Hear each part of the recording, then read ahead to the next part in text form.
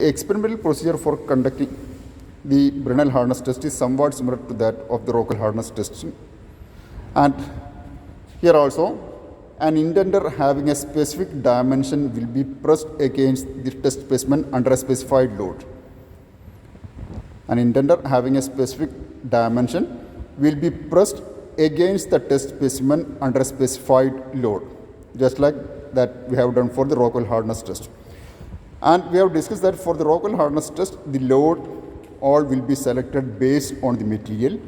But here, the load that has to be applied will be selected based on the diameter of the indenter or diameter of the indenter that has been selected.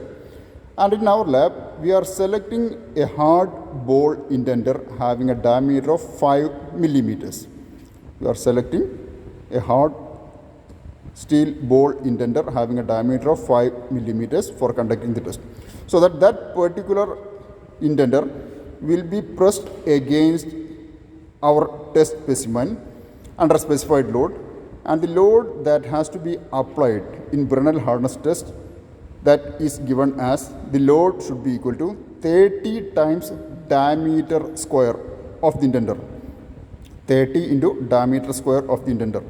So if the diameter is selected in millimeter, then that load will be given in kilogram force. So as I already explained, we will be selecting a ball of 5 mm. So 30 d square means 30 into 5 square, that is 30 into 25, that is 750. So if you are selecting a ball indenter having a diameter of 5 mm, the load that has to be applied will be 750. And I already showed how the load has to be placed on the machine. So we'll have to place that disc 1 and 2 so that it will exert a force of 750 kilogram force on the specimen. So that 750 has been selected based on the diameter of the indenter. As we are selecting an indenter of 5 mm, the load should be 30 into 5 square, that is 30 into 25, that is 750.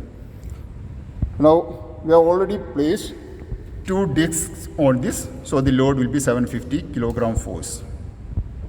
Now the load has already been set on the machine.